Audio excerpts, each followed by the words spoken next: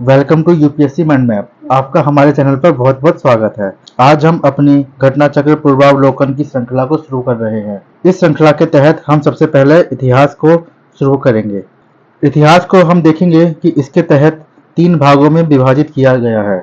पहला प्राचीन भारत का इतिहास, दूसरा मध्यकालीन भारतीय इतिहास और तीसरा आधुनिक भारत का इतिहास। सबसे पहले हम प्राचीन भारत का इतिहास देखेंगे, उसके पश्चात हम मध्यकालीन भारतीय इतिहास को देखेंगे, उसके बाद हम अंत में आधुनिक भारत का इतिहास देखेंगे। अगर हम घटना चक्र की महत्ता की बात करें तो इसकी महत्ता इस बात में बढ़ जाती है कि इसके तहत संघ लोक सेवा आयोग और राज्य सिविल सेवा आयोग के तहत आए गए प्रीवियस ईयर क्वेश्चन आते हैं। साथ ही साथ हमें मुख्य भागों का भी पता चलता है और साथ ही साथ हमें परीक्षा का क्या ट्रेंड या क्या प्रवृत्ति चल रही है यह भी हमें पता चलता है। अपनी इस श्रृंखला को आज से शुरुआत करते हैं। अगर आपको हमारी ये श्रृंखला पसंद आए तो आप इस चैनल को सब्सक्राइब कीजिए, लाइक कीजिए, कमेंट कीजिए और अपने दोस्तों के साथ शेयर कीजिए। करते हैं प्राचीन भारत का इतिहास। अब हम प्राचीन भारत के इतिहास के तहत सबसे पहले पढ़ेंगे पाषाण काल। क्या पाषाण काल क्या था? आपने सुना होगा कि हमारे आज से पहले जो पूर्वज थे वो कहीं ना कहीं पहाड़ों में रहते थे, नदी के किनारे रहते थे, तो ये और नग्न अवस्था में रहते थे। सबसे पहले बड़ी बात है कि ये पाषाण उपकरणों का उपयोग करते थे, जिसलिए इस काल को कहा गया है पाषाण काल। तो हम इसी के संदर्भ में अब ये पढ़ते हैं। आइए सबसे पहले हम शुरू करते हैं। हम पढ़ने से पहले ये बात जान लेते हैं कि हम इतिहास को 3 वर्गों में बांटते हैं। 3 वर्गों का मतलब कहने का अर्थ है कि पहले काल को हम बोलते हैं प्रागैतिहासिक काल, दूसरे काल को हम बोलते हैं आद्य काल और तीसरे काल को बोलते हैं हम ऐतिहासिक काल। देखिए सबसे बड़ी बात है कि इसमें अंतर क्या है। प्रागैतिहासिक जो काल है इसमें क्या होता है, हमें कोई लिखित साक्ष्य इसमें प्राप्त नहीं होता है। ठीक है, जो हम पूर्णतः निर्भर रहते हैं, कहीं ना कहीं हम पुरातात्विक सोर्स पर निर्भर रहते हैं। ठीक है, फिर हम पढ़ेंगे दूसरे बात में आद्य ऐतिहासिक काल। यहाँ पर हमें लिपि तो मिली है पर लिपि हमें पठनीय नहीं हुई है। जैसे कि हम अभी आगे हम देखेंगे कि वैदिक सभ्यता में हम कह सकते हैं सिंधु घाटी सभ्यता इसके तहत उदाहरण है। ठीक है, फिर हम आता है ऐतिहासिक काल। ऐतिहासिक काल के अंदर हम सबसे पहले हम ये देखेंगे कि इसमें क्या हुआ है, लिपि भी मिली है और साथ में वो पठनीय भी है, यानी उसे हम पढ़ सकते हैं और प्लस साथ में ये पुरातात्विक साक्ष्य भी हमें इसके तहत मिले हैं। आइए अब हम शुरुआत करते हैं अपने चैप्टर की। जिस काल का कोई लिखित साक्ष्य नहीं मिलता है उसे प्रागैतिहासिक काल कहते हैं। आद्य ऐतिहासिक काल में लिपि के साक्ष्य तो है किंतु उनके अपठनीय या दुर्बोध होने के कारण उनसे कोई निष्कर्ष नहीं निकलता है। जब से लिखित विवरण मिलते हैं वह ऐतिहासिक काल है, जैसे कि मैंने आपको यह भी बताया है। इसके अंदर हम उदाहरण लेंगे पाषाण काल, क्योंकि यहाँ पे हमें कोई लिखित साक्ष्य भी नहीं मिले हैं और प्लस हम जो पूरे निर्भर है पूरे पुरातात्विक स्रोत पर निर्भर है। इसके बाद हम आद्य ऐतिहासिक काल में जाते हैं। यहाँ पे हमें लिपि तो मिली है पर लिपि क्या वो पठनीय नहीं है, आज भी हम उसे पढ़ नहीं पाते हैं। हम पूरे कहीं ना कहीं उस पर पुरातात्विक स्रोत पर निर्भर होते हैं। फिर आता है ऐतिहासिक काल। ऐतिहासिक काल में हमें लिपि भी मिली है और हमें पुरातात्विक साक्ष्य मिले हैं। जैसे कि फिर हम आगे के काल देखेंगे, मौर्य काल, गुप्तोत्तर काल, गुप्त काल, गुप्तोत्तर काल आदि, तो ये इसी के अंदर आएंगे। प्रागैतिहासिक काल के अंतर्गत पाषाणकालीन सभ्यता तथा आद्य इतिहास के अंतर्गत सिंधु घाटी सभ्यता एवं ताम्र सभ्यता, आहार जोरवे आदि आती है, जबकि 6ठी शताब्दी ईसा पूर्व के आसपास से ऐतिहासिक काल का आरंभ होता है, जैसा कि मैंने अभी आपको बताया है। सर्वप्रथम 1863 ईस्वी में भारत में पाषाणकालीन सभ्यता का अनुसंधान प्रारंभ हुआ। पाषाण निर्मित उपकरणों की अधिकता के कारण संपूर्ण पाषाण युगीन संस्कृति को 3 मुख्य चरणों में विभाजित किया गया है। ये है पूरा पाषाण काल, मध्य पाषाण काल और नव पाषाण काल। जैसा कि मैंने आपको बताया है कि हम इतिहास को लंबे समय के लिए पढ़ते हैं। इतिहास क्या है? सबसे पहला क्वेश्चन तो यही बनता है, इतिहास वाकई में क्या है? इतिहास कहीं ना कहीं हमारे जो प्राचीन काल की जो घटनाओं का है उसका एक सतत प्रक्रिया है। उसका हम सतत रूप से पढ़ने के लिए हम जो भी हम तथ्य का इस्तेमाल करते हैं, तथ्य का विश्लेषण करते हैं, वह इतिहास के तहत ही आता है। तो सबसे पहले हम ये देखते हैं कि पूरा पाषाण काल, मध्य पाषाण काल और नव पाषाण काल काफी लंबे समय थे, तो इसके तहत हमने इसे 3 भागों में बांटा है। उपकरणों की भिन्नता के आधार पर पूरा पाषाण काल को भी 3 कालों में विभाजित किया जाता है। पूर्व पाषाण काल क्रोध उपकरण जैसे कि हम देखते हैं हष्टकुठार, खंडक, विदारिणी। मध्य पूर्व पाषाण काल में हम देखते हैं फलक उपकरण। उच्च पूर्व पाषाण काल में हम देखते हैं दक्षिणी एवं खुरचनी उपकरण। तो ये आप कैसे समझेंगे कि कैसे कैसे इनका विकास हुआ है।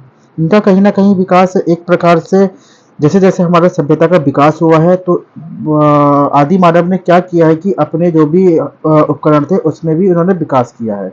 जैसे कि सबसे पहले उसने क्रोध उपकरण लाए। क्रोध उपकरण के अंतर्गत क्या था कि एक पत्थर था, उसको ही उन्होंने सीधे यूज किया है, उसका उपयोग किया है। फिर हम देखते हैं कि मध्य पूर्व पाषाण में वो फलक उपकरण लाए हैं। फलक उपकरण में क्या लाए हैं कि जैसे जो पहले क्रोध उपकरण था, इसे इन्होंने छीला है। तो जो छीलने के बाद जो एक पतली परत हुई है, तो इसका इन्होंने उपयोग किया है। इसे बोलते हैं फलक उपकरण। तो उच्च पूर्व पाषाण काल में हम देखते हैं कि दक्षिणीय खुरचनी उपकरण थे। ये कहीं ना कहीं ये उपकरण के ही विकसित रूप थे। सर्वप्रथम पंजाब की सोहन घाटी से चौपड़ चौपिंग पेबुल संस्कृति के उपकरण मिले हैं।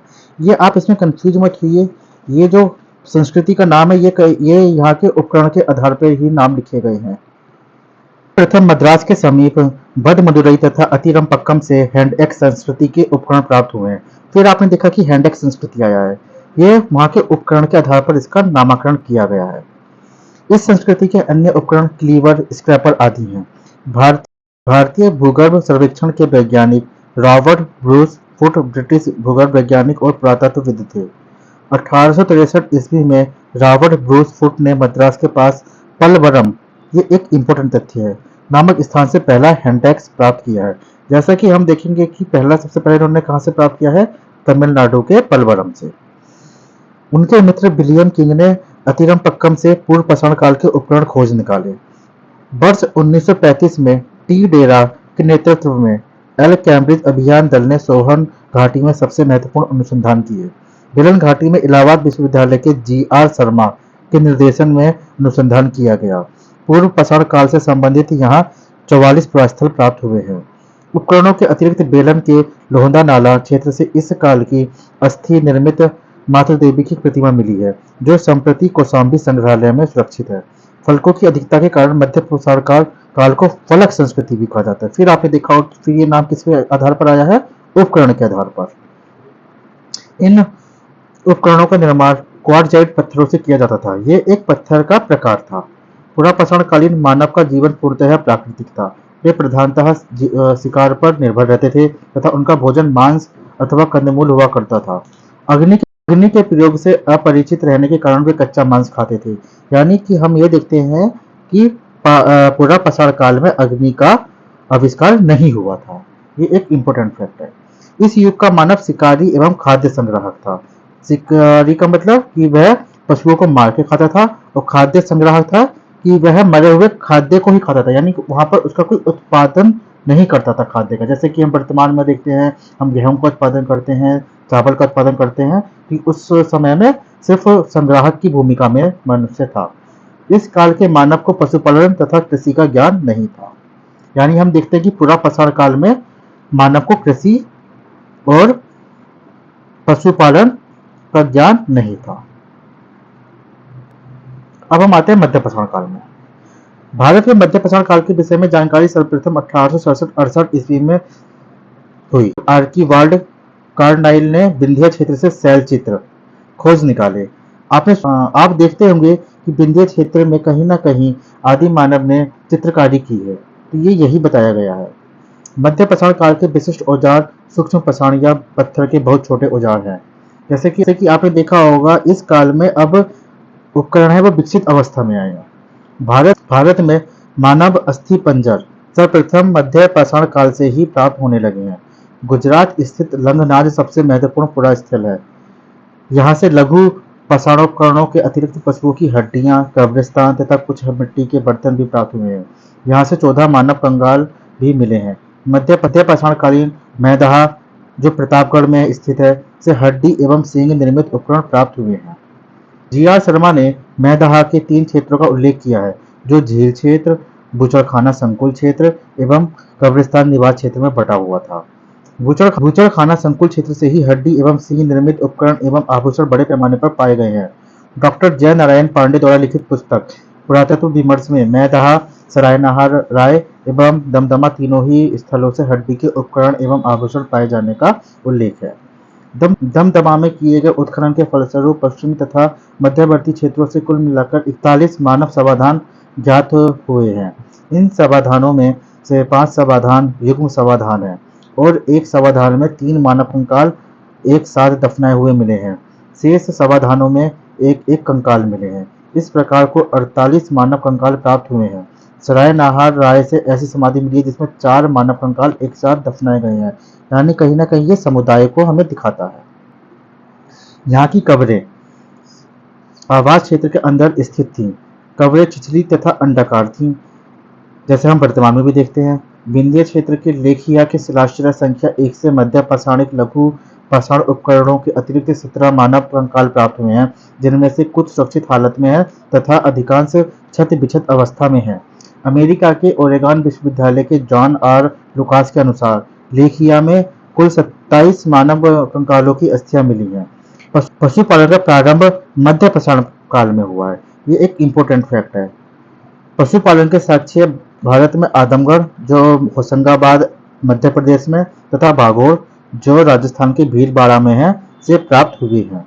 मध्य पाषाण काल के मानव शिकार करके मछली पकड़कर और खाद्य वस्तुओं का संग्रह कर पेट भरते थे।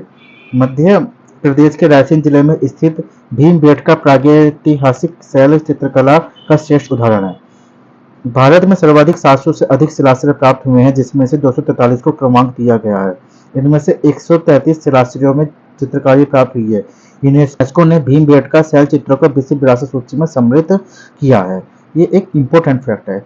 मैंने बताया था कि ये भी आपको भीमबेटका में कहीं ना कहीं चित्रकार के साक्ष्य मिले हैं। तो ये साक्ष्य कहाँ मिले हैं, जैसे भीमबेटका में हम देखते हैं। कुछ इतिहासकारों के अनुसार मध्य पाषाण काल को क्रांति का काल बोला गया है, क्यों कहीं ना कहीं यहाँ पे एक स्थायी निवास आ गया था। यहाँ पे लोग वह कृषि करने लग गए थे, पशुपालन करने लग गए थे। यहाँ पे हमने कहीं देखा था कि लोग मृदभांड यानी होता है कि बर्तनों का उपयोग करने लगे थे। इस कारण से इस काल को क्या बोलता है कि एक क्रांति का काल था, कि मानव ने यहाँ कहीं ना कहीं, जो एक मानव पहले एक आदि मानव था, वो कहीं ना कहीं एक मानव के रूप में तब्दील हुआ। अब हम पढ़ते हैं नवपाषाण काल। सर्वप्रथम खाद्यान्नों का उत्पादन नवपाषाण काल में प्रारंभ हुआ। इसी काल में गेहूं की कृषि प्रारंभ हुई। नवीनतम खोजों के आधार पर भारतीय उपमहाद्वीप में प्राचीन कृषि साक्ष्य वाला स्थल उत्तर प्रदेश के संत कबीर नगर जिले में स्थित लहुरा देव है। ये ध्यान रखना, ये अभी लेटेस्ट का फैक्ट है। इससे 900 ईसा पूर्व से 700 ईसा पूर्व मध्य के चावल के साक्ष्य प्राप्त हुए हैं। उल्लेखनीय है कि इस नवीनतम खोज के पूर्व भारतीय उपमहाद्वीप पर प्राचीनतम कृषि साक्ष्य वाला स्थल मेहरगढ़, जो पाकिस्तान के बलूचिस्तान में है, से गेहूं के साक्ष्य मिले हैं। जबकि प्राचीनतम चावल के साक्ष्य कहाँ से मिले हैं, कोल्डी हवा से मिले हैं, जो कहाँ पर स्थित है, इलाहाबाद जिले में बिलन घाटी के तट पर स्थित है। मक्का का सर्वप्रथम साक्ष्य मैक्सिको में पाया गया। बाजरा का सर्वप्रथम साक्ष्य चीन में। सोरघम का सबसे पहला साक्ष्य पूर्वी अफ्रीका में, और राई का सर्वप्रथम साक्ष्य दक्षिण पूर्व एशिया में, तथा जई का यूरोप में सर्वप्रथम साक्ष्य पाया गया। आपको मेन इसमें से देखना है चावल का साक्ष्य और गेहूं का साक्ष्य, ये इसके इंपॉर्टेंट है। मेहरगढ़ से पाषाण संस्कृति से लेकर हड़प्पा सभ्यता तक के सांस्कृतिक अवशेष प्राप्त हुए हैं। ये एक इम्पोर्टेंट फैक्ट है कि कहीं ना कहीं मेहरगढ़ से पाषाण कालीन से हड़प्पा सभ्यता तक के सांस्कृतिक अवशेष प्राप्त हुए हैं, यानी कि एक मेहरगढ़ स्थल था। यहाँ पे कहीं ना कहीं हमें पाषाण कालीन और हड़प्पा सभ्यता का, हमें हड़प्पा सभ्यता क्या है, प्रथम नवीकरण, जो हम अभी आगे पढ़ेंगे, तो इसके साक्ष्य प्राप्त हुए हैं। मानव कंकाल के साथ कुत्ते का कंकाल बुर्जहोम, जो कि जम्मू कश्मीर में है, से प्राप्त हुआ है। गर्द आवास के साक्ष्य भी यहीं से प्राप्त हुए हैं। इस पुरा स्थल की खोज वर्ष 1935 में डी टेरा एवं पीटरसन ने की थी। गुफ्त कराल कश्मीर में स्थित नवपाषाणिक स्थल है। गुफ्त कराल का अर्थ होता है कुलाल, अर्थात कुम्हार की गुफा। यहाँ के लोग कृषि एवं पशुपालन का कार्य करते थे। चिरांद बिहार के सारण जिले में स्थित है। यहाँ से नवपाषाणिक अवशेष प्राप्त हुए हैं। यहाँ से हड्डी के अनेक उपकरण प्राप्त हुए हैं। यहाँ से प्राप्त उपकरण हिरण के सींगों से निर्मित है। नवपाषाण युगीन दक्षिण भारत में मृतक को दफनाने के स्थल के रूप में बृहत पाषाण स्मारकों की पहचान की गई है, जिसे आपने सुना होगा कि महापाषाण काल, ये कहीं ना कहीं एक महापाषाण काल के तहत आता है। नवपाषाणकालीन पुरा स्थल से राख के टीले कर्नाटक में मैसूर के पास बेल्लारी जनपद में स्थित संगनकल्लू नामक स्थान से प्राप्त हुए हैं। यानी हमें राख के टीले कहाँ से मिले हैं? संगनकल्लू, जो कहाँ पर है? कर्नाटक के। टिटली हल, उत्तनूर आदि स्थलों से भी राख के टीले मिले हैं। ये राख के टीले नव पाषाण युगीन पशुपालक समुदाय के मौसमी शिविरों के जले अवशेष हैं। आग का उपयोग नव पाषाण काल की महत्वपूर्ण उपाधि है। जैसे कि अब आपने देखा होगा कि वर्तमान में भी हम मौसमी शिविरों में जो हमारी जनजातीय समूह हैं, झूम कृषि करती हैं, वो एक स्थान पर रहती हैं कुछ दिनों के लिए, फिर अगला कुछ दिनों बाद जब अन्य स्थान पर जाती हैं तो उस क्षेत्र को वो जला देती हैं। तो ये कहीं ना कहीं उसी को ही इंगित कर रहा है। धातुओं में सबसे पहले तांबे का प्रयोग हुआ, ये इंपोर्टेंट फैक्ट है। सबसे पहले कौन सी धातु का प्रयोग हुआ? तांबे का। इस चरण में पत्थर एवं तांबे के उपकरणों का साथ साथ जारी रहा। मतलब देखिए, इस चरण में पत्थर एवं तांबे के उपकरण का साथ साथ प्रयोग जारी रहा। इसी कारण से ताम्र पाषाणिक का मतलब यहाँ पे तांबे का भी प्रयोग किया गया और साथ साथ पाषाण का भी, कैल्कोलिथिक कल्चर भी कहते हैं। ताम्र पाषाणिक का अर्थ है पत्थर एवं तांबे के प्रयोग की अवस्था। भारत में ताम्र पाषाण युग की बस्तियां दक्षिण पूर्व राजस्थान, पश्चिमी मध्य प्रदेश, पश्चिमी महाराष्ट्र तथा दक्षिण पूर्व भारत में पाई गई हैं। दक्षिण पूर्वी राजस्थान में अनेक पुरातन स्थलों की खुदाई हुई है। ये हैं आहार, बालाथल, बागोड़, ओजियाना एवं गिलोन। ये पुरा स्थल बनास घाटी में स्थित हैं। बनास घाटी में स्थित होने के कारण से बनास संस्कृति कहते हैं।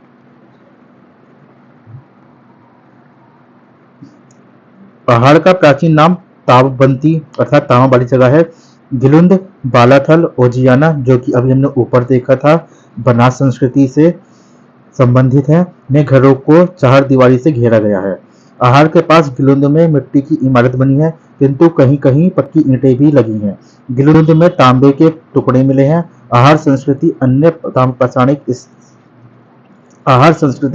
पाषाणिक संस्कृतियों से भिन्न है, क्योंकि जहां दूसरे केंद्रों में लाल व काले लेप के मृदभांड बने हैं, वहीं यहाँ पर इस लेप के ऊपर सफेद रंग से चित्रकारी की गई कृष्ण लोहित मृदभांड परंपरा विशिष्ट रही है। मृदभांड अर्थात एक तरह से बर्तन। पश्चिमी मध्य प्रदेश में मालवा, कायथा, एरर और नवदा तोली प्रमुख स्थल है। नवदा तोली मध्य प्रदेश का एक प्रमुख ताम्र पाषाणिक पुरास्थल है, जो खारगोन जिले में स्थित है। इसका उत्खनन एच.डी. संकालिया ने कराया था। यहाँ से मिट्टी, बांस एवं फूस के बने चौकोर एवं वृत्ताकार घर मिले हैं। यहाँ के मूल मृदभांड लाल काले रंग के हैं, जिन पर ज्यामितीय आरेख उत्कीर्ण है। यानी कि ज्यामितीय आरेख कौन से मृदभांड में स्थित है? नवदा टोली के मृदभांडों में। अब हम देखेंगे कायथा संस्कृति को। ये कायथा, नवदा टोली, हाड़, बनास, ये सब स्थान के नाम हैं, आप इससे कंफ्यूज मत होइएगा। तो कायथा संस्कृति जो हड़प्पा संस्कृति की कनिष्ठ समकालीन है, इसके मृदभांडों में कुछ प्राक हड़प्पीय लक्षण दिखाई देते हैं। साथ ही इन पर हड़प्पाई प्रभाव भी स्पष्ट दिखाई देता है। इस संस्कृति की लगभग 40,000 बस्तियां मालवा क्षेत्र में प्राप्त हुई हैं, जो अत्यंत छोटी छोटी हैं। मालवा संस्कृति अपनी मृदभांडों की उत्कृष्टता के लिए जानी जाती है। मध्य प्रदेश में कायथा और एरण की तथा पश्चिमी महाराष्ट्र में इनाम गांव की बस्तियां किलाबंद है। पश्चिमी महाराष्ट्र के प्रमुख पुरास्थल हैं अहमदनगर जिले में जोरवे, नेवासा और नेमाबाद। पुणे जिले में चंदोली, सोनमगांव, इनामगांव, प्रकाश और नासिक। ये सभी पुरास्थल जोरवे संस्कृति के तहत आते हैं। अब तक ज्ञात 200 जोरवे स्थलों में गोदावरी का देमाबाद सबसे बड़ा है। यह लगभग 20 हेक्टेयर में फैला है, जिसमें लगभग 4,000 लोग रह सकते थे। नेवासा जोरवे संस्कृति का स्थल से पर्सन का साक्ष्य प्राप्त हुआ है। तो पर्सन का साक्ष्य कहाँ से प्राप्त हुआ? नेवासा से। ये इंपोर्टेंट फैक्ट है।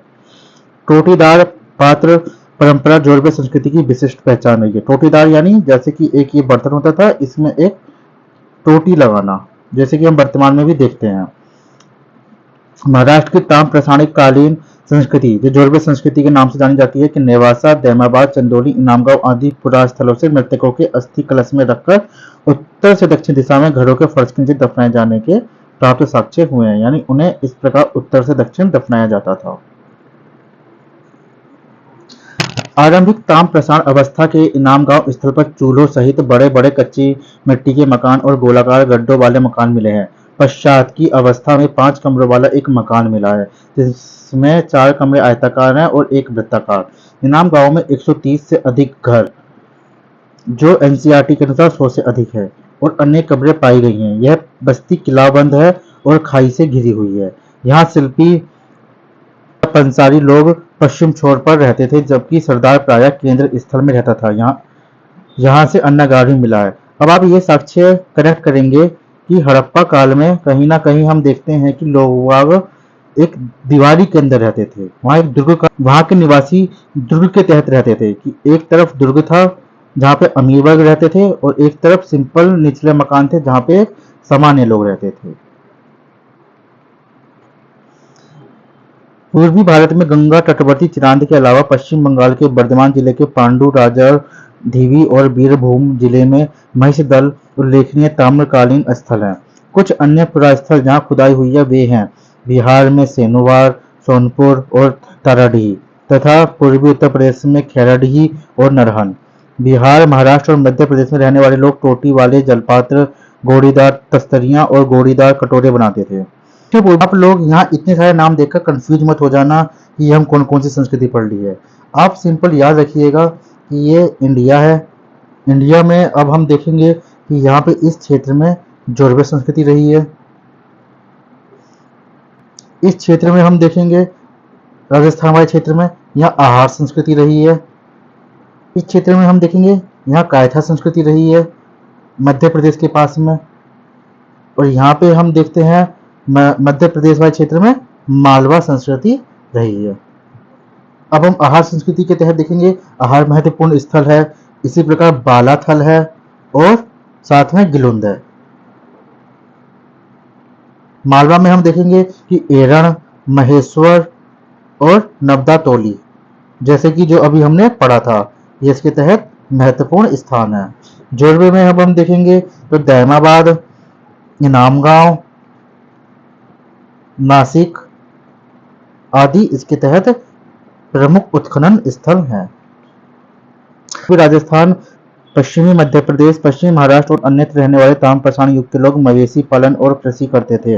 वे गाय, भेड़, बकरी और भैंस रखते थे और हिरन का शिकार भी करते थे। यहाँ से ऊंट के अवशेष प्राप्त हुए हैं। आपने वर्तमान में भी देखा होगा कि राजस्थान में ही ऊंट पाए जाते हैं। मुख्य अनाज गेहूं और चावल के अतिरिक्त वे बाजरे की भी खेती करते थे। ताम्र पाषाण युग के लोग शिल्प कर्म में निसंदेह बड़े दक्ष थे और पत्थर का काम भी अच्छे से करते थे। वे कार्नेलियन, स्टेटाइट, क्वार्ट्ज क्रिस्टल जैसे अच्छे पत्थरों के मनके या गुट्टिकाएं भी बनाते थे। वे लोग कताई और बुनाई जानते थे क्योंकि मालवा में चरखे और तकनीक मिली है। महाराष्ट्र में कपास, सन और सेमल की रुई के बने धागे भी मिले हैं। इनाम गांव में कुंभकार, धातुकार, हाथी दांत के शिल्पी, चूना बनाने वाले और खिलौने की मिट्टी की मूर्ति बनाने वाले कारीगर भी दिखाई देते हैं। इनाम गांव में मातृ देवी की प्रतिमा मिली है जो पश्चिम एशिया में पाई जाने वाली ऐसी प्रतिमा की प्रतिरूप है। मालवा और राजस्थान में मिली रोण शैली से बनी मिट्टी की वृषभ मूर्तिकाएं यह सूचित करती हैं कि वृषभ धार्मिक पंथ का प्रतीक था, जो हम वर्तमान में देखते हैं कि सांड को कहीं ना कहीं हम धार्मिक रूप से पूजते हैं। पश्चिमी महाराष्ट्र की चंदौली और नेवासा बस्तियों में कुछ बच्चों के गले में तांबों के मनकों का हार पहनाकर उन्हें दफनाया गया है, जबकि अन्य बच्चों की कब्रों में सामान के तौर पर कुछ बर्तन मात्र हैं। यहाँ हम कहीं ना कहीं ये देखेंगे कि ये तांत्रिक को दिखाता है। वर्तमान में भी महाराष्ट्र में मृतक को उत्तर पश्चिम की दिशा में रखा जाता था, किंतु दक्षिण में पूर्व पश्चिम की दिशा में। जैसे कि अभी आपने ऊपर देखा था कि महाराष्ट्र में ये ऐसे मृतकों को इस प्रकार दफनाते थे, भारत में मृतकों को पूर्व और पश्चिम दिशा की ओर दफनाते थे। पश्चिम भारत में लगभग संपूर्ण समाधान प्रचलित था, जबकि पूर्वी भारत में आंशिक समाधान चलता था। पूर्ण समाधान का मतलब हुआ कि पूरे शरीर को दफनाना। समाधान के तहत हुआ शरीर का कुछ भाग ही दफनाते थे या उसे कलश में रखते थे आदि। सबसे बड़ी निधि मध्य प्रदेश के घुंगेरिया से प्राप्त हुई है। इसमें 424 तांबे के औजार एवं हथियार तथा 102 चांदी के पतले पत्थर हैं। कैथा के एक घर में तांबे के 28 कंगन और 2 अद्वितीय ढंग की कुल्हाड़ियां पाई गई हैं। इसी स्थान में स्टेटाइट और कार्नेनियल जैसे कीमती पत्थरों की गोलियों के हार पात्रों में जमा पाए गए हैं। गणेश्वर नामक स्थल राजस्थान में क्षेत्रीय ताम्रपट्टी के सीकर झुंझुनू क्षेत्र के तांबे की समृद्ध खानों के निकट पड़ता है। दक्षिण भारत में ब्रह्मागिरी, पीकली, हल, संगलन, कल्लू, मस्की, हल्लूर आदि से ताम्र पाषाण युगीन बस्तियों के साक्ष्य मिले हैं। दक्षिण भारत में कृषक की अपेक्षा चरवाहा संस्कृति का अधिक प्रमाण मिल रहा है कि यहाँ पे लोग बाग चारागाह पर निर्भर थे। चारागाह का अर्थात कि वे पशुपालन पर अत्यधिक निर्भर थे। भारत में सर्वप्रथम 1861 ईस्वी में अलेक्जेंडर कनिंघम को पुरातत्व सर्वेक्षण के रूप में नियुक्त किया गया था। 1871 ईस्वी में पुरातत्व सर्वेक्षण को सरकार के एक विभाग के रूप में गठित किया गया था। वर्ष 1901 में लॉर्ड कर्जन के समय में इसे भारतीय पुरातत्व सर्वेक्षण के रूप में केंद्रीकृत कर जॉन मार्शल को इसका प्रथम महानिदेशक बनाया गया था। 1902 में जॉन मार्शल ने कार्यभार ग्रहण किया था। आइए अब हम प्रश्न की ओर चलते हैं। तो हम पहला प्रश्न देखते हैं कि रॉबर्ट ब्रूस फ्रूट थे। ऑप्शन ए भूगर्भ वैज्ञानिक, ऑप्शन बी पुरातत्वविद, ऑप्शन सी पुरावन वनस्पति शास्त्री या ऑप्शन डी इतिहासकार। तो जैसे कि हमने पहले पढ़ा था कि रॉबर्ट ब्रूस फ्रूट भूगर्भ वैज्ञानिक और पुरातत्वविद दोनों थे। इंसाइक्लोपीडिया ब्रिटानिका के अनुसार रॉबर्ट ब्रूस फ्रूट ब्रिटिश भूगर्भ वैज्ञानिक और पुरातत्वविद थे। जूलॉजिकल सर्वे से संबद्ध रॉबर्ट ब्रूस फ्रूट ने 1863 ईस्वी में भारत में पाषाणकालीन बस्तियों के अन्वेषण की शुरुआत की थी। तो इसलिए इसका सही उत्तर क्या हुआ, ए और बी। आइए नेक्स्ट प्रश्न की ओर चलते हैं।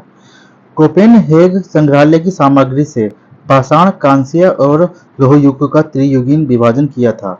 थॉमसन ने, लुबाक ने, टेलर ने या चाइल्ड ने। जैसा कि विभिन्न इतिहासकारों के बीच में यह विवाद रहा है कि जो इतिहास का विभाजन किया जाए वह किस आधार पर किया जाए।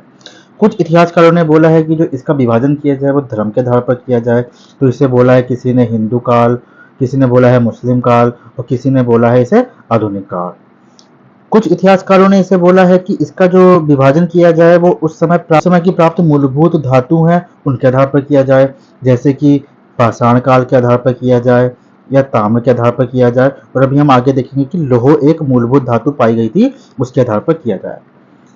कुछ इतिहासकारों ने बोला है कि जो इसका विभाजन है वो पाश्चात्य आधार पर किया जाए, जैसा कि हम देखते हैं कि उनका विभाजन प्राचीन, मध्य और आधुनिक आधार पर किया गया है। तो हमने अंततः कहीं ना कहीं इसी भाग को अपनाया है। जैसे कि हम देखते हैं कि वहां मध्यकाल में सामंतवाद से प्रारंभ होता है। तो भारत में भी जब सामंतवाद के हमें शुरुआती चरण दिखते हैं तो उसी को ही हम बोल देते हैं मध्यकाल। इसकी व्याख्या पढ़ते हैं। डेनमार्क के कोपेनहेगन संग्रहालय ने 1818-1820 ईस्वी में एक आयोग की रिपोर्ट के अनुसार सामग्री के आधार पर पाषाण, कांस्य और लौह युग का त्रियुगीन विभाजन क्रिश्चियन जर्गेनसन थॉमसन ने किया था। किसने किया था? थॉमसन ने किया था। यद्यपि थॉमसन ने 1836 ईस्वी में इसी वर्गीकरण के अनुसार संग्रहालय की वस्तुओं का विवरण भी प्रकाशित किया था। तो नेक्स्ट क्वेश्चन, उत्खनित प्रमाणों के अनुसार पशुपालन का प्रारंभ हुआ था निचले पूर्व पाषाण काल में। निचले से कंफ्यूज मत हो जाना, इसका अर्थ है निम्न। ऑप्शन बी मध्य पूर्व पाषाण काल में, ऑप्शन सी ऊपरी एवं पाषाण काल में। ऊपरी से फिर कंफ्यूज हो जाना, इसका मतलब है उच्च। और ऑप्शन डी मध्य पाषाण काल में। यह प्रश्न बहुत इंपॉर्टेंट है तो इसे आप अच्छे से याद कर लीजिएगा। मध्य पाषाण काल के अंतिम चरण में पशुपालन के साक्ष्य प्राप्त होने लगते हैं। ऐसे पशुपालन के साक्ष्य भारत में आदमगढ़ जो कि मध्य प्रदेश के होशंगाबाद में स्थित है और बागोर जो कि राजस्थान के भीलवाड़ा में स्थित है से मिले हैं। जैसा कि हमने पहले बताया था कि कुछ ही कारणों से मध्य पाषाण काल को क्या बोला गया है, क्रांति का काल बोला गया है। तो यह, आइए हम नेक्स्ट प्रश्न पे चलते हैं। मध्य पाषाणिक प्रसंग में पशुपालन के प्रमाण जहां मिले हैं वह स्थान है। तो यह सेम रिपीटेड क्वेश्चन है, तो इसका आंसर है आदमगढ़। आदमगढ़ कहां पर है? आदमगढ़ है एमपी के होशंगाबाद में। नेक्स्ट क्वेश्चन, निम्नलिखित में से किस स्थल से हड्डी के उपकरण प्राप्त हुए हैं? ऑप्शन ए जापानी मांडो, option B Kakoria, option C Mahadaha, option D Sarai Nahar Rai से। अब हम पहले इसका एक्सप्लेनेशन पढ़ते हैं। मध्य पाषाणकालीन मैदहा जो उत्तर प्रदेश के प्रतापगढ़ जिले में स्थित है से बड़ी मात्रा में हड्डी एवं सींग निर्मित उपकरण पाए गए हैं। ये तथ्य आप याद कीजिए। ये तथ्य कहीं ना कहीं दिखाते हैं कि ये नव पाषाणकालिक स्थल है। जी.आर. शर्मा मैदहा में 3 क्षेत्रों का उल्लेख करते हैं जो झील क्षेत्र, बूचड़खाना संकुल क्षेत्र एवं कब्रिस्तान निवास क्षेत्र में बटा था। यानी उन्होंने मैदहा का जो विभाजन किया है वो इन 3 आधारों पे किया है। बूचड़खाना संकुल क्षेत्र से ही हड्डी एवं सींग निर्मित उपकरण एवं आभूषण बड़े पैमाने पर पाए गए हैं। सराय नाहर राय से भी अल्प मात्रा में हड्डी के उपकरण पाए गए हैं। तो यानी हड्डी के उपकरण कहाँ कहाँ पाए गए हैं? सराय नाहर राय और मैदहा। तो इसलिए इसका ऑप्शन क्या होगा? ऑप्शन सी और ऑप्शन डी। चलिए नेक्स्ट प्रश्न पे चलते हैं। हड्डी से निर्मित आभूषण भारत में मध्य पाषाण काल के संदर्भ में प्राप्त हुए हैं। ऑप्शन ए सराय से, ऑप्शन बी मेहदहा से, ऑप्शन सी लेखिया से या ऑप्शन डी चौपानी मांडो से। फिर यह इसका रिपीटेड क्वेश्चन आया है, बस इसमें एक अंतर क्या कर दिया गया है, इसमें हड्डी से निर्मित आभूषण पूछ लिया गया है। पहले वाले में क्या पूछा गया था, हड्डी से निर्मित उपकरण। तो इसका सेम आंसर है सराय राय से और मैदहा से। तो answer is A and B. अगले प्रश्न की ओर चलते हैं। एक ही कब्र से 3 मानव कंकाल निकले हैं। ऑप्शन ए सराय राय से, ऑप्शन बी दमदमा से, ऑप्शन सी मैदहा से, ऑप्शन डी लंघनाज से। तो इसका सही आंसर होगा ऑप्शन बी दमदमा से। मध्य गंगा घाटी के प्रतापगढ़ जिले में स्थित सराय राय, मैदहा तथा दमदमा का उत्खनन हुआ। दमदमादे में लगातार 5 वर्षों तक किए गए उत्खनन के फलस्वरूप पश्चिमी तथा मध्यवर्ती क्षेत्रों से कुल मिलाकर 41 मानव समाधान ज्ञात हुए। इन समाधानों में 5 समाधान युग्म समाधान हैं और एक समाधान में 3 मानव कंकाल एक साथ दफनाए हुए हैं और शेष समाधानों में एक एक कंकाल मिले हैं। तो इसका आंसर क्या है, 3 मानव कंकाल कहाँ दफनाए गए हैं, दमदमा में। तो ऑप्शन इज बी। अभी हम नेक्स्ट प्रश्न की ओर चलते हैं। खाद्यान्नों की कृषि सर्वप्रथम प्रारंभ हुई। ऑप्शन ए नवपाषाण काल में, ऑप्शन बी मध्य पाषाण काल में, ऑप्शन सी पुरापाषाण काल में या ऑप्शन डी प्रोटो ऐतिहासिक काल में या आद्य ऐतिहासिक काल में। तो इसका सही उत्तर क्या होगा, नवपाषाण काल में। खाद्यान्नों का उत्पादन सर्वप्रथम नवपाषाण काल में हुआ। यही वह समय है जब मनुष्य कृषि कर्म से परिचित हुआ, यानी नवपाषाण काल में ही कृषि का आविष्कार हुआ है। अगर यह प्रश्न आ जाए कि कृषि का आविष्कार कौन से काल में हुआ है, तो इसका आंसर होगा नवपाषाण काल में। नेक्स्ट क्वेश्चन की ओर चलते हैं। भारत में मानव का सर्वप्रथम साक्ष्य कहाँ मिलता है। ऑप्शन ए नीलगिरी पहाड़ियां, ऑप्शन बी शिवालिक पहाड़ियां, ऑप्शन सी नलमाला पहाड़ियां, ऑप्शन डी नर्मदा घाटी। तो इसका सही ऑप्शन है ऑप्शन डी नर्मदा घाटी में। भारत में मानव का सर्वप्रथम साक्ष्य मध्य प्रदेश के पश्चिमी नर्मदा क्षेत्र में अब स्थित हथनोड़ा, जो कहाँ पर स्थित है, होशंगाबाद में, नामक पुरास्थल से प्राप्त हुआ है। इसकी खोज पुरातत्वविद किसने की है, अरुण सोनकिया ने। सोकनिया ने 5 दिसंबर 1982 में इसकी खोज की थी। अगला प्रश्न पढ़ते हैं। प्रथम मानव जीवाश्म भारत की किस नदी घाटी से प्राप्त हुआ है। ऑप्शन ए गंगा नदी, ऑप्शन बी यमुना घाटी, ऑप्शन सी नर्मदा घाटी, ऑप्शन डी ताप्ती घाटी या ऑप्शन ई उपरोक्त में से कोई नहीं या उपरोक्त में से एक से अधिक। तो इसका सही आंसर क्या होगा, नर्मदा घाटी, जो कि अभी हमने ऊपर देखा था। ये उसी का ही एक कहीं ना कहीं रिपीटेड क्वेश्चन है। नेक्स्ट क्वेश्चन की ओर चलते हैं। मानव द्वारा सर्वप्रथम प्रयुक्त अनाज था। ऑप्शन ए गेहूं, ऑप्शन बी चावल, ऑप्शन सी जौ, ऑप्शन डी बाजरा। तो आधुनिक मानव समाज द्वारा मुख्य रूप से 8 खाद्य अनाजों का उपभोग किया गया, जो है जौ, गेहूं, चावल, मक्का, बाजरा, सोरगम, राई एवं जई। अनाजों के पौधे विभिन्न क्षेत्रों में जंगली घास के रूप में विद्यमान थे, जिन्हें बीजों के रूप में अलग अलग क्षेत्र में अलग अलग समय पर मानव ने उगाया। वैश्विक दृष्टि से देखा जाए तो सर्वप्रथम जो कि 8000 ईसा पूर्व के आसपास भूमध्य सागर एवं ईरान के मध्य स्थित पश्चिम एशिया के देश में मानव द्वारा उगाया गया था। यह कहीं ना कहीं एक विचार आता है कि सर्वप्रथम कृषि का विकास किस क्षेत्र में हुआ। तो कृषि का जो सर्वप्रथम जो विकास हुआ विश्व में, वो कहाँ पर हुआ है, भूमध्य सागर और ईरान वाले क्षेत्र में हुआ है। बाद में लगभग इन्हीं क्षेत्रों में 8000 ईसा पूर्व के आसपास ही गेहूं भी उगाया जाने लगा। तो ऑप्शन ए सी, जो के बाद कौन सी फसल उगाई गई, वो है गेहूं। आइए अब हम नेक्स्ट प्रश्न की ओर चलते हैं। तो नेक्स्ट प्रश्न है, भारतीय उपमहाद्वीप में कृषि के प्राचीनतम साक्ष्य प्राप्त हुए हैं। इस प्रश्न को जरा थोड़ा ध्यान से देखिएगा, यह नए साक्ष्य के आधारों पर प्रश्न है। ऑप्शन ए कोल्डी हवा से, ऑप्शन बी लहुरा देव से, ऑप्शन सी मेहरगढ़ से और ऑप्शन डी टोकवा से। तो हम देखते हैं, नवीनतम खोजों के आधार पर भारतीय उपमहाद्वीप में प्राचीनतम कृषि साक्ष्य वाला स्थल उत्तर प्रदेश के संत कबीर नगर जिले में स्थित लहुरा देव है, जहां से 9000 ईसा पूर्व से 7000 ईसा पूर्व तक के बीच चावल के साक्ष्य प्राप्त हुए हैं। अगर यानी क्वेश्चन आ जाए कि सबसे पहले चावल के प्राचीनतम साक्ष्य कहां से प्राप्त हुए हैं, तो वो हुए हैं लहुरा देव से। इससे पहले इसका आंसर हुआ करता था मेहरगढ़ से, तो जो वर्तमान में बदल गया है। उल्लेखनीय है कि इस नवीनतम खोज के पूर्व भारतीय उपमहाद्वीप का प्राचीनतम कृषि वाला स्थल कौन हुआ करता था? मेहरगढ़। मेहरगढ़ कहाँ पे स्थित था? ये पाकिस्तान के बलूचिस्तान में स्थित था, जहाँ पर 7000 ईसा पूर्व में गेहूं के साक्ष्य मिलते हैं। और इसी के साथ ही हम देखते हैं कि प्राचीनतम चावल वाला स्थल कौन सा था? कोल्डी हवा, जो उत्तर प्रदेश में इलाहाबाद जिले में बिरन घाटी के तट पर स्थित था। अब वर्तमान में उपरोक्त साक्ष्य के आधार पर ये दोनों तथ्य क्या हो गए हैं? परिवर्तित हो चुके हैं। तो उपरोक्त संदर्भों में अब यदि विकल्प में लहुड़ा देव रहता है तो उपयुक्त विकल्प वही होगा, परंतु लहुड़ा देव के विकल्प न होने की स्थिति में इसका उत्तर पूर्व की भांति होगा, अर्थात प्राचीनतम कृषि साक्ष्य वाला स्थल मेहरगढ़ होगा, जहां पर किसकी कृषि के साक्ष्य पाए गए? गेहूं के। और प्राचीनतम चावल के साक्ष्य कहां पाए गए? कोल्डी हवा में। अब हम नेक्स्ट प्रश्न की ओर चलते हैं। भारतीय उपमहाद्वीप में कृषि के प्राचीनतम साक्ष्य प्राप्त हुए हैं।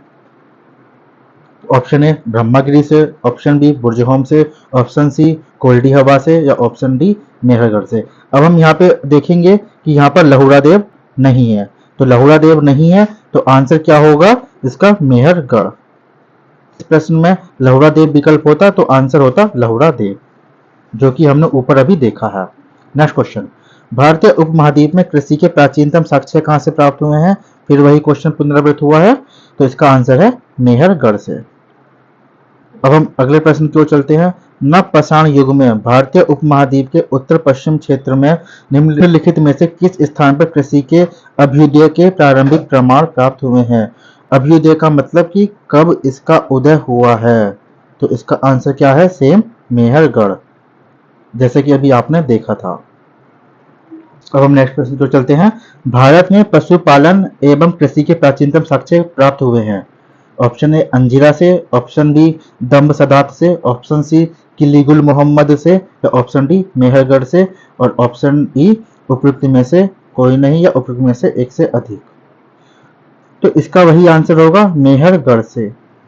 कि आप इस प्रश्न को इस प्रकार समझिए कि पशुपालन एवं कृषि के प्राचीनतम साक्ष्य से तात्पर्य यह हुआ कि अगर मनुष्य उस काल में स्थायी जीवन व्यतीत करता था तो वह उसकी दो मूलभूत आवश्यकताएं थी कि एक तो वह कृषि के द्वारा उत्पादन करे और साथ ही साथ एक पशुपालन अपने खाद्य संग्रह की भूमिका के लिए अपनाए।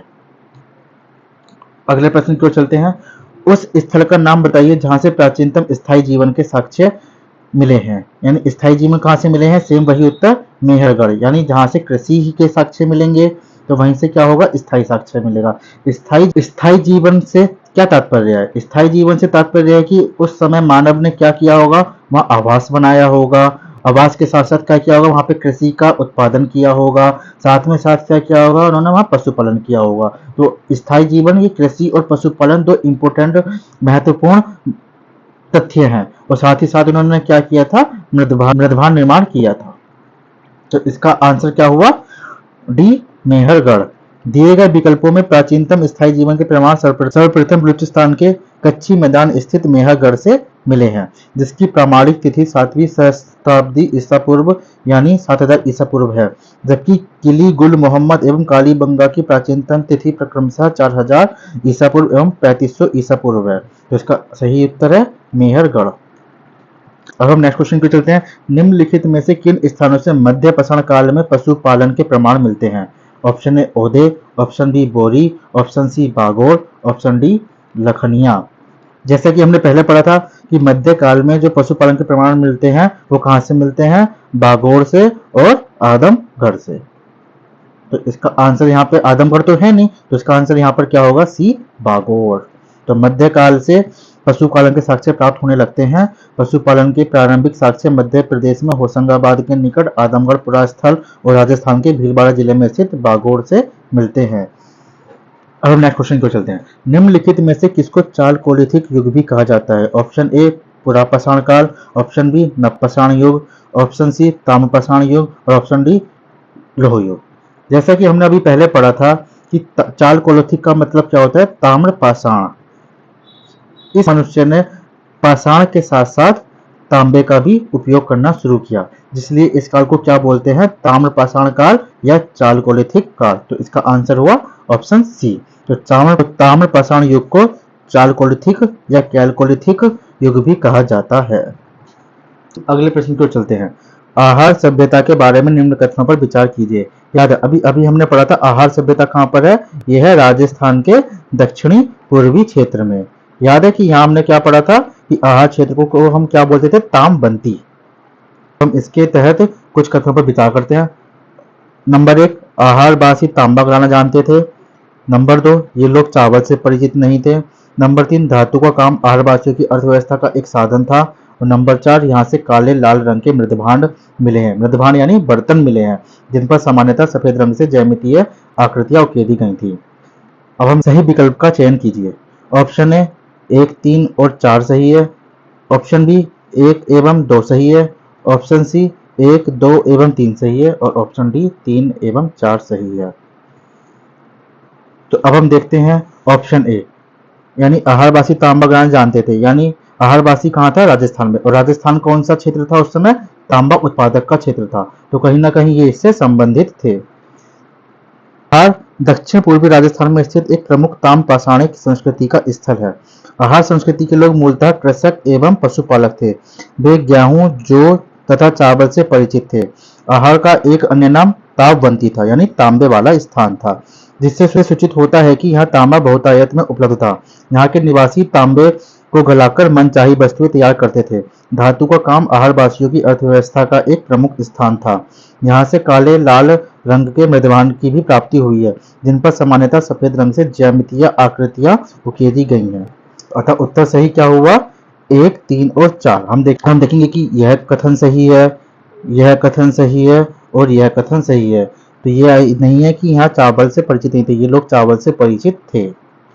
हम नेक्स्ट प्रश्न की ओर चलते हैं।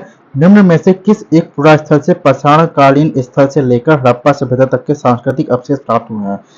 यह Amri, option B Mehrgarh, option C Kot Diji, option D Kalibangan. यह प्रश्न अभी हमने हाल ही में पढ़ा था। तो इसका सही आंसर क्या हुआ, मेहरगढ़। मेहरगढ़ ही एक ऐसा स्थल है कि जहाँ से हमें क्या प्राप्त हुआ कि हम पाषाण काल से लेकर यहाँ पे क्या होता है, सिंधु सभ्यता और फिर क्या होता है, सिंधु पश्चात सभ्यता के क्या पाए गए हैं, यहाँ से साक्ष्य पाए गए हैं। और साक्ष्य बलूचिस्तान में स्थित पुरा स्थल मेहरगढ़ से पाषाण संस्कृति से लेकर हड़प्पा सभ्यता तक के सांस्कृतिक अवशेष प्राप्त हुए हैं। तो उसका सही आंसर क्या हुआ, मेहरगढ़। और नेक्स्ट प्रश्न को चलते हैं। नबदा टोली का उत्खनन किसने किया था।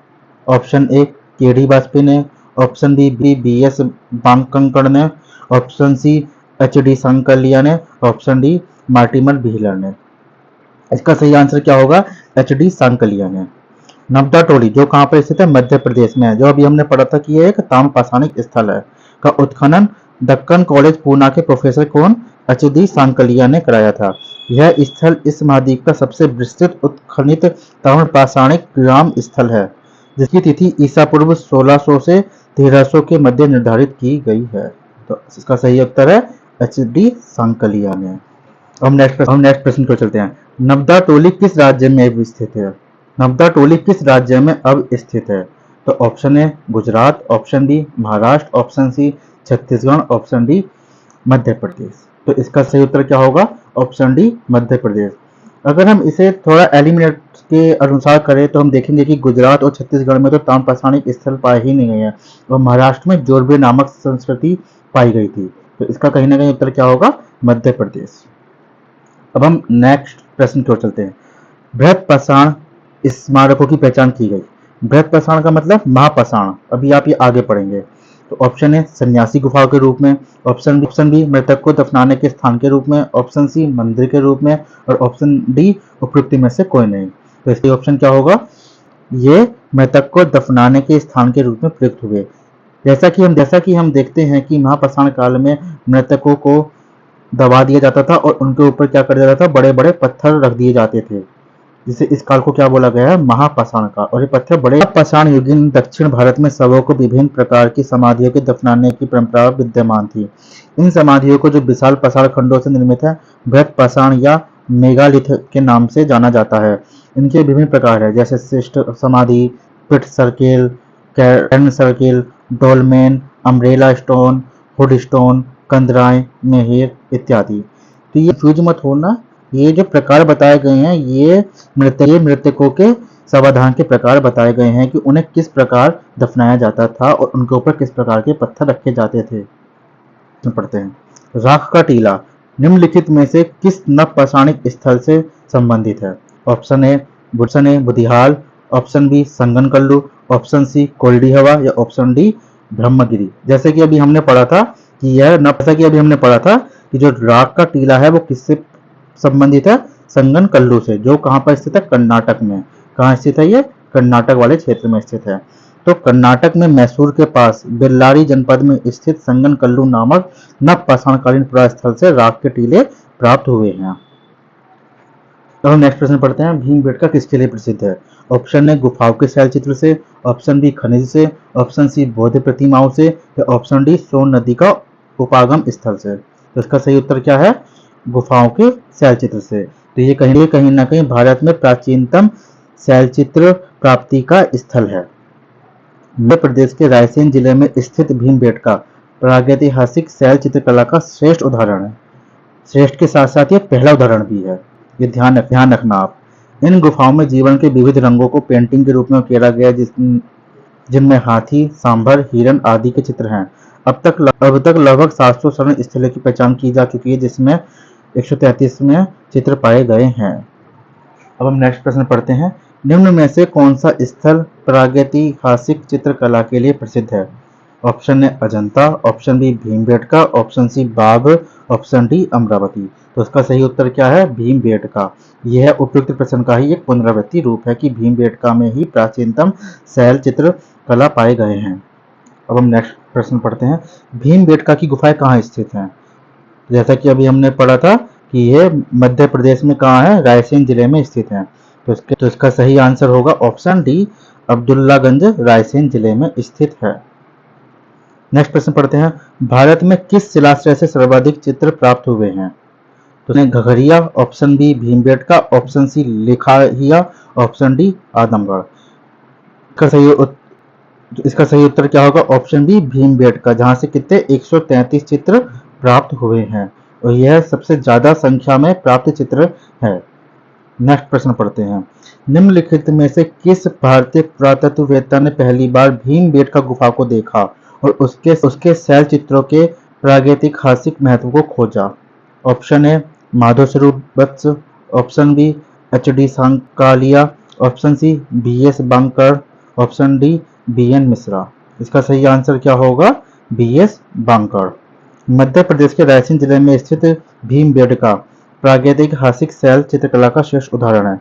इसकी खोज 1957 में बी.एस. बांकर ने की थी।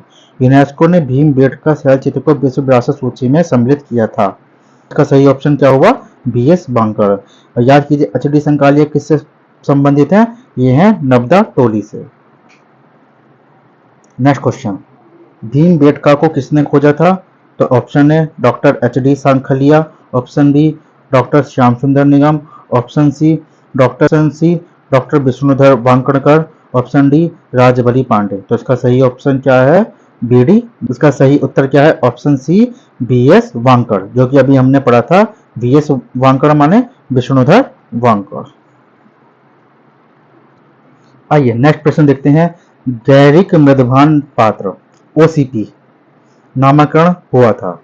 ऑप्शन ए हस्तिनापुर में, ऑप्शन बी अहिछत्र में, ऑप्शन सी नौहों में या ऑप्शन डी लाल किला में। अभी आप पढ़ेंगे आगे कि जो मृदभांड है इसके भी कुछ प्रकार हैं। जैसे कि आपने अभी एक प्रकार का नाम क्या देखा है?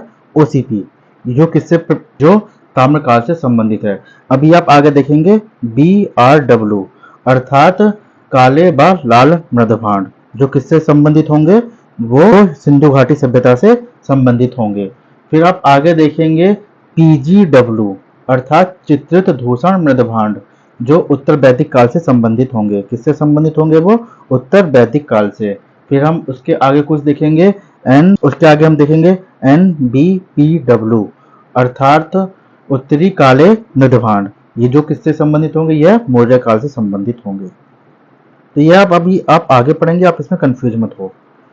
तो गंगा यमुना दोआब की सांस्कृतिक परंपरा संभवतः उस संस्कृति के साथ शुरू होती है जिसे अपने अत्यंत विशिष्ट मृदभांड के नमूने के कारण गेरुबर्णी गैरिक मृदभांड संस्कृति ओसीपी कहा गया। बीबी लाल ने वर्ष 1951 में हस्तिनापुर में सर्वप्रथम गैरिक मृदभांड प्राप्त किया था और वहीं इसका नामकरण हुआ था। तो इसका सही आंसर क्या है? ऑप्शन ए, हस्तिनापुर में। ये थोड़ा सा आप याद कर लीजिएगा। प्रश्न देखते हैं। ताम्राश्म काल में महाराष्ट्र के लोग मृतकों को घर के फर्श के नीचे किस तरह रखकर दफनाते थे? याद है हमने पढ़ा था कि महाराष्ट्र के लोग उत्तर दक्षिण में और साउथ और दक्षिण भारत के लोग पूर्व और पश्चिम की तरफ शवों को दफनाते थे। ऑप्शन ए उत्तर से दक्षिण की ओर, ऑप्शन बी पूर्व से पश्चिम की ओर, ऑप्शन सी दक्षिण से उत्तर की ओर और ऑप्शन डी पश्चिम से पूर्व की ओर। तो इसका सही आंसर क्या होगा? उत्तर से दक्षिण की ओर। महाराष्ट्र की ताम्र पाषाणिक कालीन संस्कृति जोरवे संस्कृति के नेवासा, दामा, कौठे, चंदोली, इनामगांव आदि स्थलों में घरों से मृतकों को अस्थि कलश में रखकर उत्तर से दक्षिण स्थिति में घरों के फर्श के नीचे दफनाए जाने के साक्ष्य मिले हैं। कब्र में मिट्टी की हड्डियां और तांबे के कुछ वस्तुएं भी रखी जाती थीं। प्रश्न देखते हैं। निम्नलिखित में से किस स्थल से मानव कंकाल के साथ कुत्ते का कंकाल भी सावधान से प्राप्त हुआ है? Option A Brahmagiri, option B Burzahom, option C Chirand, option D Maski. Jammu एवं कश्मीर में श्रीनगर के निकट उत्तर पश्चिम में स्थित बुर्जहोम से नवपाषाणिक अवस्था में मानव कंकाल के साथ कुत्ते का कंकाल भी समाधान प्राप्त हुआ है। अर्थात इससे यह निष्कर्ष निकलता है कि उस समय कुत्ता पालतू पशु बन चुका था। साथ ही बुर्जहोम की एक यूनिक विशेषता थी गर्तावास, अर्थात गड्ढों वाले घर। जैसा कि हम वर्तमान में भी देखते हैं कि लोग बाग जमीन के अंदर घर बनाते हैं। तो इसका सही उत्तर क्या होगा? Option B Burzahom. नेक्स्ट प्रश्न पढ़ते हैं। निम्नलिखित में से किस स्थान पर मानव के साथ कुत्ते को दफनाए जाने का साक्ष्य मिला है? यह उपरोक्त का रिपीटेड क्वेश्चन है, तो इसका सही आंसर क्या हुआ? Option A Burzahom. Next question. गर्त आवास के साक्ष्य प्राप्त हुए हैं। ऑप्शन ए बुर्जहोम से, ऑप्शन बी कोल्डी हवा से, ऑप्शन डी ब्रह्मगिरी से, ऑप्शन डी संगन कल्लू से। तो ये फिर से रिपीट क्वेश्चन है, ऑप्शन ए बुर्जहोम से। अब हम नेक्स्ट प्रश्न देखते हैं। निम्नलिखित युग्मों पर विचार कीजिए। तो एक तरफ ऐतिहासिक स्थान है और दूसरी तरफ ख्याति का कारण है। पहला स्थान क्या है? बुर्जहोम। दूसरा क्या है? चंद्रकेतुगढ़। तीसरा क्या है? गणेश्वर। और कारण क्या क्या दे रखा है? शैलकृत देव मंदिर, टेराकोटा कला और ताम्र कलाकृतियां। और थोड़ा ध्यान से देखिएगा। बुर्जहोम क्या है? नवपाषाणिक स्थल है, यानी यहाँ पे क्या पाया गया था? गर्तावास पाया गया था, जो कि अभी हमने देखा था, और मानव का समाधान कुत्ते के साथ पाया गया था। तो इसका क्या है? ये ऑप्शन गलत है। जहां जहां एक विकल्प में है वहां वहां आप इसको रिमूव कर सकते हैं। तो इसका ए नहीं आंसर हो सकता और बी आंसर नहीं हो सकता। 3 बिल्कुल सही है, यानी गणेश्वर क्या है?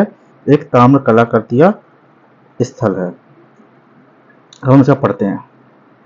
बुर्जहोम नामक नवपाषाणिक पुरास्थल जम्मू कश्मीर केंद्र शासित प्रदेश में अवस्थित है।